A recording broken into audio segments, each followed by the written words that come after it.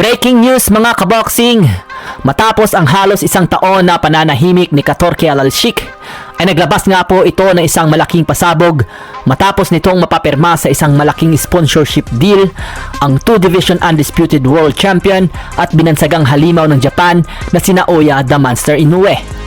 Pumirma si Inoue ng tumataginting na $19.7 million para maging ambasador sa Saudi Arabia at sa Riyadh season. Nakatakda pong depensahan ni Inoue ang kanyang undisputed title belts sa Super Bantamweight Division sa kanyang mandatory challenger na si Sam Goodman ngayong December 24 sa Ariake Arena sa Tokyo, Japan. Tulad ng karamihang boxing fans ay naniniwala din si Alalshikh na madadagdag lang si Goodman sa mga pinagapang ni Inoue. Kahit tangaraw matuloy ang binabalak ni Kaarum na mega showdown sa pagitan ng dalawang Japanese boxing star na si Junto Nakatani at Naoya Inoue sa unang bahagi ng susunod na taon sa Las Vegas, ay halatang favorite pa din si Inoue at magiging heavy underdog lang itong si Nakatani, na kung saan mahirap daw maka-attract ng interes ng mga boxing fans worldwide. Bagamat wala pang sinabi si Alalshikh kung sino ang makakalaban ni Inoue, ay plano nitong bigyan ng laban na kung saan ay magiging underdog itong si Inoue.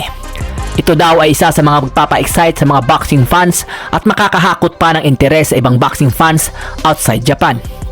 Kaya plano ni Alalshikh na itapat ito sa mga bigating pangalan sa 126 or 135 pounds division. Dito daw makikita kung ano pang kayang gawin ni Inoue kung makakaharap nito ang mga dekalibring boksingero tulad nila Gervonta Davis, Shakur Stevenson at Vasily Lomachenko.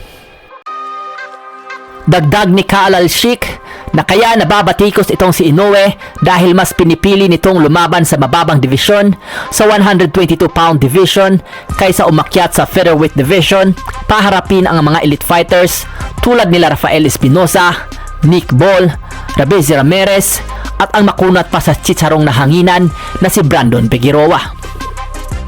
Sa ibang balita, WBC at Lineal World Junior Bantamweight Champion at pound for pound boxer na si Jesse Bam Rodriguez ay didepensahan ang kanyang hawak na titulo kontra sa kanyang mandatory challenger na si Pedro Guevara ngayong November 9 sa Wells Fargo Center sa Philadelphia, Pennsylvania.